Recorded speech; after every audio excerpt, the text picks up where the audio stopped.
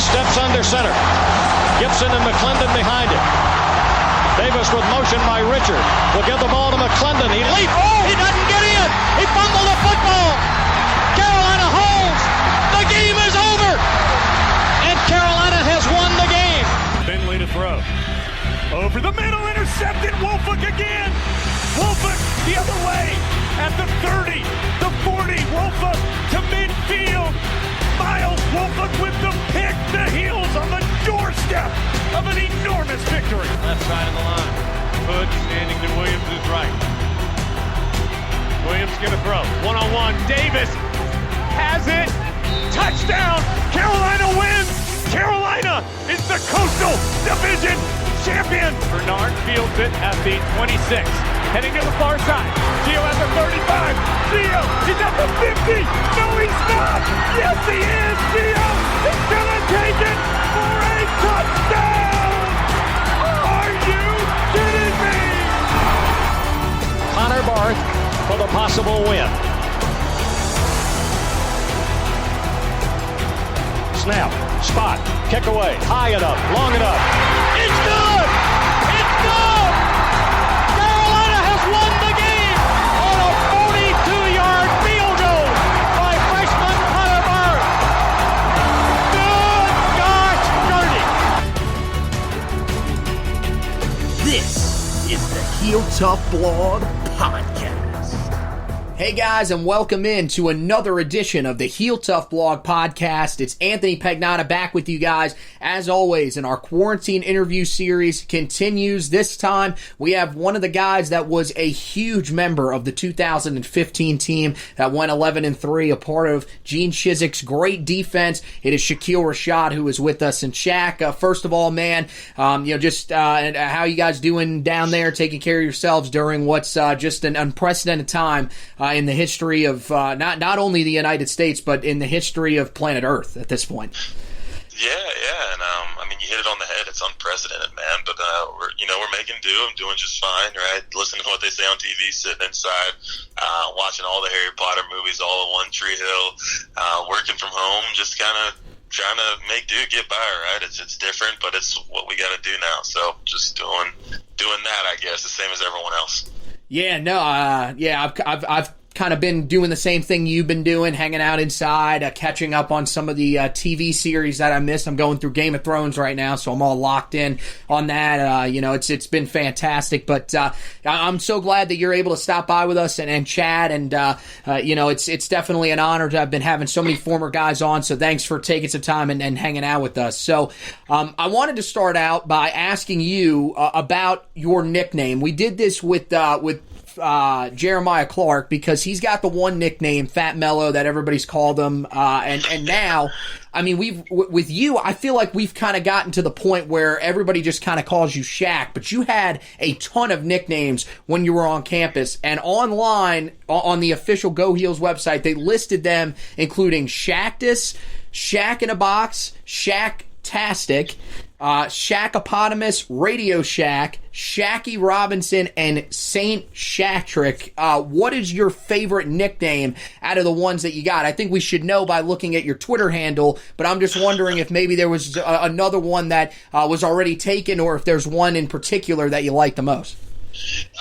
That's funny. So the Twitter name is now Shaq in a Box, but at first, when I made my first Twitter account, it was Saint Shatrick. I think I changed it like sophomore year of college, because it's hard to explain that to people. Saint Shatrick, so Shaq in a Box is a little easier. Yeah. But my favorite, man, I think there's a time and a place for all of them, right? So the Twitter, it's Shaq in a Box. I think it's the same on Instagram, but when I'm playing baseball, Shaqy Robinson's my favorite. And I think that there's a different one. Shaq obviously is just the easiest. Full name Shaquille, so Shaq is the one that gets said the most. But outside of that, I don't know that I have a favorite. I think there's one for each setting, and that's the reason that there are so many of them.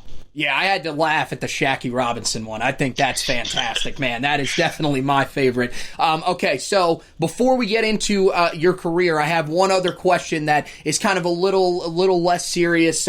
Which guy out of the two that you played with at linebacker had the better hair?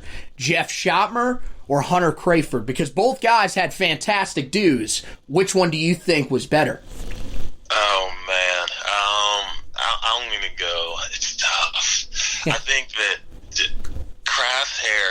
had better football hair.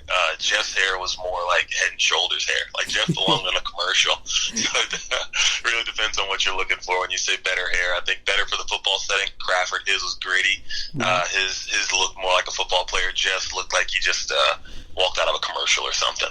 Well, yeah, then he trimmed it all off, and he still looked like he could be in a commercial. I remember seeing him when he was doing some stuff as a graduate assistant and working with the linebackers, and I was like, dude, this guy could literally do anything with his hair, and he'll look like he should be out in L.A. in a movie or something. It's fantastic. I disagree with that, man. I make fun of that guy every day. Really? It's horrible. Oh, my God. Oh, man. But, so, yeah, let's get into your career. You know, your sophomore season was one that stuck out to me because, you were believed to have been lost for the season due to a knee injury, but ultimately you returned to play in 5 games that year. You know, why did you feel that it was important to sort of fight through the injury and get back onto the field to help your guys in that 2013 season? Yeah, that's a funny one. You went straight to that one, but it's it was exactly what you said it was. Felt like I had a really good, so I came there freshman year, was able to play as a true freshman, had a good spring, was excited about going into sophomore year, pumped going into training camp, thought we had a really good team and we were in a really good place at the position. And then the first day of practice, non-contact injury, tore up the knee a little bit. I was in surgery on like the 3rd day of training camp, and like you said, thought that I had missed it. I just rehabbed my butt off though, did everything they told me to do, and was able to. It was, and it's funny. Like I was in talking to the trainers, they're saying they told me the same thing they were telling everyone else, because that's what we thought, right? I was done for the season. I'm rehabbing, I'm doing all that, and then one day we're testing, we're getting numbers, and I had just recovered. I hit it hard every day and recovered a lot faster than we thought. And so I walk in and they just said, hey, like, this is on you. It's your decision. Understand where you're at in the season. And if I remember correctly, we were like 1-5. It wasn't like I was coming back to an undefeated season or anything, right? We're 1-5. Right. I'm coming back week 7 or 8, 6, 7, whatever it was. And they said, if you want a red shirt, that makes sense, right? Gain this year. But I think being 1-5 made me want to come back even more, because I felt like I could contribute to the team. It wasn't like I was going to walk in and get under center and play quarterback and play a position that people expect to be one that could turn a team around, really. But I felt like I wasn't contributing as much as I could from the bench, obviously, and I felt like I had more to offer, could be on the field. And so I wanted to come back, whether it was 1-5 or 5-1. I wanted to come back and play with my guys that I'd spend all of my time with, become my best friends, my brothers. I didn't want to watch them lose and not feel like and I think seeing the team not doing well and feeling like I could help was what made me want to come back. Yeah, I mean, those first 3 years you spent at the bandit position in that 4-2-5 defense, and then prior to your senior year, Gene Chizik gets brought in as the defensive coordinator to take over for Dan Dish and Vic Koenig and those guys, and you end up switching to his system. You know, what about Gene Chizik's system do you think allowed you to thrive the way you did in what was just a humongous senior season for you, for a team that was definitely one of the best in the country at that time? I think I think it was just a really good fit for me. That position was the will linebacker, and that 4-3 was a great spot for me. It was originally, and when this kind of goes back even farther, but when I committed to UNC, that's the defense that we were running. It was a 4-3 defense, and so I thought it was a good fit. And then we transitioned to the 4-2-5 when I was at Bandit, and I thought that was a good fit at the time too. So it wasn't like I was unhappy or anything. I was playing. I loved the game, loved UNC. But then when we went back to that defense, it felt more at home. It came a lot more natural than I thought it would. Had some incredible teachers in Coach Chizik and Coach JP and DC and at linebacker, and then. I had great guys to learn from. Obviously, I got to go out there with Jeff every day, so it was cool he had been in more of that traditional stand-up linebacker role for the past 4 years for him. And so to be able to talk to him and ask him questions when I had him, ask JP questions, ask Chiz questions when I had him, it was great. And there was they really helped me shorten the learning curve, and I was still absolutely 100% learning throughout that whole season. But I did do a lot of my learning through spring and through summer, and I was in a good spot when the season hit to get rolling. Well, with that 2015 team, you guys lose that first game against South Carolina. But what was kind of the message that kind of got you guys going to help reel off 11 straight? Because it was just amazing going from the team that we saw in that first game to becoming a team that, at the end of the season, pretty much nobody wanted to play. And you guys gave Clemson about as good of a run as you guys possibly could have. I don't think it was as good as we could have, man. I still think we could have won that when we fixed a few things. Maybe that's just the football player in me, but right. I think we did give them a good game. But I think just to answer your question, after that South Carolina game, and I still remember it like it was yesterday, but going into the South Carolina game, the idea was we don't know what we are, right? We practiced every day, and we thought we knew what we were going into the season. Mm-hmm. We're in training camp every day going against our offense, and we're doing well, right? The offense, we're going back and forth, both sides of the ball, we're crushing it, but we're just playing against our own team, so we don't really know what we are. And so the idea going into that game was this is a measuring stick. We're not giving ourselves any leeway, right? We're not saying we're allowed to play bad, but this game's a measuring stick. We want to find out what we are this game, and we better not be there week 2. We better not be there week 3. We better get better every single week. And so after that game, we lost it. We were disappointed, but we said, guys, look how poorly we played, right? And I'll kind of speak from the defensive side of the ball here, but it was like, look at all the mistakes we made, and we gave up, 17 points? Think about where we can go with this season. So that was kind of the message. It was understand what we did wrong, fix it, move forward, use it as a measuring stick. And so it was cool. And one thing that I always appreciated was that we used that measuring stick from the beginning of the season to see where we were, and then got to play the number 1 team in the country at the end of the season and see where we were compared to them. So it was pretty cool to see where we started and then where we finished. Well, you had a great year that year, 126 total tackles, 8.5 tackles for loss, which led the team, 2 interceptions, as well as 3 forced fumbles. Just an amazing season for you. And then you actually go on, get a chance to play in the NFL, and it was kind of strange because you got to play for the Houston Texans, which is an awesome opportunity. But for you, I assume that it was also a little bit of an inner battle because you grew up in Jacksonville, so you were a Jacksonville Jaguars fan. What was that experience like for you, though, being able to go and play in Houston, even though it was a team that you actually grew up rooting against? It was interesting. It was different for sure. I mean, it was different for all of 9 seconds, right? And, you sign the contract, and all of a sudden, I'm not a Jags fan anymore. I was a Texans guy from the second that I signed that contract and went there. So there was nothing conflicting about it. Right. I think that fandom for a lot of guys, as you go through college and you get a little older, if you're playing, it disappears because, right, I may not be a Jags fan, or I may be a Jags fan my freshman year, but then all of a sudden one of the seniors from the team goes and he's playing for the Titans that time. So now it's weird to be cheering against my friends. So by the time I'm a senior in college, I've got buddies playing on 14, 15 NFL teams, and so I've become less of a fan of a team and more of a fan of a game. And maybe that's just how it happened for me, because I know there are plenty of guys that stayed NFL fans, but as your friends are starting to get there, and guys, your peers and your friends are playing on these teams, I started to just watch the game more than I was appreciating a single team. And so it wasn't as hard as I would have thought it was going to be. Oh, yeah, no, I mean, I don't know, man. I'm a huge Giant fan, been for a long time. I can't imagine, but definitely I feel like when you're in those shoes, and when you see that contract hit the table, I'm betting things change very, very quickly. But after the stint in Houston, you come back to Chapel Hill, and you get to be a part of Larry Fedora's staff as a quality control coach.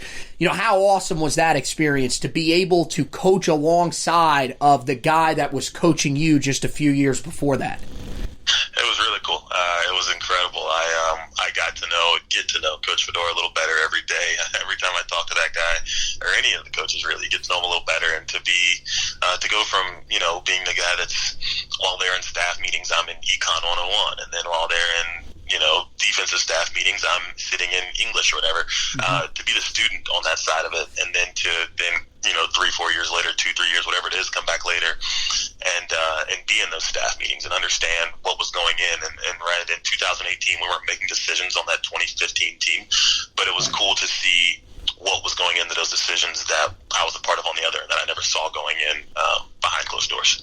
Well, I mean, how much of a transition is there from, because I know people talk about guys that are leaders on the field, and then when you end up being a coach, you have to be a different type of leader. Did you find that was the case for you, or did you find that maybe being a leader on that team in 2015 helped you when you became a coach? I think it helped me with certain things. I think that one of the younger guys on that 2015 team when I was there was Cole Holcomb, and so he Aaron Crawford was there, Jason Strobers were there. Those guys were all on the team. Jeremiah Clark, they were on the team in 2015, and then to come back in 2018 when they're now the leaders on the team, I can kind of understand what it is they're going through as seniors, as leaders on that team, and kind of talk to them for that. But you're totally right in that it's different. I caught myself a couple times, right? There's a sudden change in the game, a big play or an interception or something, and I'm ready to put my helmet on and go calm the guys down and then get on the field and get ready to roll. Like, no, I can't do it that way anymore, right? You have to calm them down a different way. You have to get them ready a different way. And so it's not being boots on the ground. It's totally different. It's a totally different approach in how you do things, but it does prepare you, and at least understanding how the guys are thinking and being so fresh, having the emotions and the feelings of it be so fresh in your mind. Well, unfortunately, you didn't return to the staff in 2019. So where are you at now? What are you doing, and how's everything been going for you? Everything's been great, man. I didn't come back. Coaching was just long term, wasn't for me. I got in, I loved it, and I missed the game, but I don't think that coaching was my way to stay around it. And now I'm at a company called Teamworks. So we're a software company. We're working with, I get to work with collegiate athletics every single day, man. So I'm staying close to the game, especially right now when what we're offering is a lot of what teams need. So I get to talk to coaches every day. UNC is one of the people that we're working with, people all over the country. And so it's fun. I stay close to the game. I'm doing what I love, but it's not in coaching because that wasn't it for me. Well, yeah, hey, that's all good, man, and that's fantastic that you're doing that. And yeah, right now, with everything that we're going through, we definitely need things like that. So that's awesome to see that you're working not only with Carolina, but with a lot of other collegiate teams as well, and probably even some pro teams as well. So hey, this has been fantastic, man. Thanks for stopping by and talking to us. You're definitely one of those guys that we all love at Carolina. I mean, how can you not love the guy that came back to do a coin toss the year after he graduated, wearing a shirt that everybody in Tar Heel Nation should own by now, the 10 God shirt. I have 2 of them at my house. I love that shirt. So it was fantastic. You're such a great supporter of the program, and always one of those guys that's so fun with to interact on social media, and we will not forget that 2015 season anytime soon. You were such a big part of it. So thanks for stopping by with us, man, and stay safe down there, and we hope to talk to you down the line sometime. All right, buddy? You as well, man. Thanks for having me. Chapel Hill's not getting rid of me anytime soon. I told Butch Davis in 2010 that when I came to campus, I was never leaving the area. Here I am, 10 years later, still here. So all right. I'm not going anywhere. Yeah, man. Awesome. I feel that. I think that's how we all are whenever you go up to Chapel Hill and just soak in everything that it has to offer. So, yeah, thanks for stopping by with us, man. Take care, and we'll talk to you soon. All right, buddy? All right. You have a good one. All right. All right, Shakeel Rashad, the former Tar Heel linebacker, stopping by with us. That was fantastic yet again, guys. And as I've mentioned many times, and you guys will keep hearing it, just for anybody that's new with us, we've got so many other great interviews that you guys can go back and listen to. There's just been a whole group of former guys that have been just so open to letting me have them on and talk to them. So make sure that you go back and listen to all the great interviews that we've had so far. There's plenty more coming up too. So make sure that you're sticking along with all this. And the best way to do it, rate, review, and subscribe to the podcast. And again, let me tell you why the rate and review is so important. It's because when you rate and review it, it moves us up on some of the list and rankings on places like the Apple Podcast app, and as well as the Google Podcast app, stuff like that. And that's how other people can find this podcast. It does the same thing on Spotify, all those other websites that you guys may be on. Make sure that you go ahead and do that for us, so that not only can you guys listen, but other people in Tar Heel Nation can find this and listen along with us as we do all these great interviews, as we get prepared for the 2020 season, which we're trying to hold out hope is still going to happen. And we'll have you covered with all of that, not only here on the podcast, but on HeelToughBlog.com. That's the place where you can check out all the other great stuff that we've got going on. Now, these interviews are being recorded well ahead of time, so we're not going to go into specifics, but we've been covering everything for football, recruiting, all the stuff in the offseason. We'll have you covered when the 2020 season rolls around, give you updates on when that would happen, or if the season is going to happen, if they, for some reason, do end up canceling it due to the coronavirus that we've got going on. And then, of course, we've got the same thing going on with basketball. You guys can check out all the offseason stuff that we've been doing with that. We go back to the 2019-20 season and look at all of the players and how they they performed. We make sure that you guys can get a breakdown of their seasons and get ready for next year.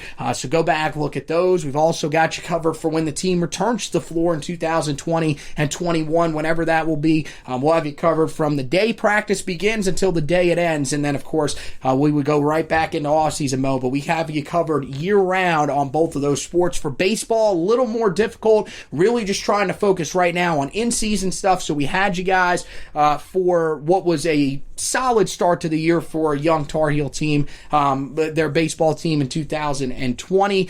Now we have to wait till 2021 to see them again, but you better believe that when that time does roll around, we will be here and ready to cover that for you guys. We are still looking for someone that could be a full-time baseball writer to cover the team throughout the year, not just during the season. So if you're interested in that, hit me up at HTB Anthony on Twitter or email me, at anthony.pagnotta@yahoo.com. You guys can do all that if you're interested, and we will pretty much, if you show us some interest, if you're willing to put in a little bit of time and cover the baseball team, you'll be a part of our team. So we would love to have you on the team, because we're off to a really good start here with the website and everything like that. It's been a little over a year now, but it seems like there are some people that are starting to join along, and hopefully you guys can keep that going. We really appreciate it. So once again, want to thank Shakeel Rashad for stopping by with us. Want to thank you guys for listening, and as always, go Tar Heels!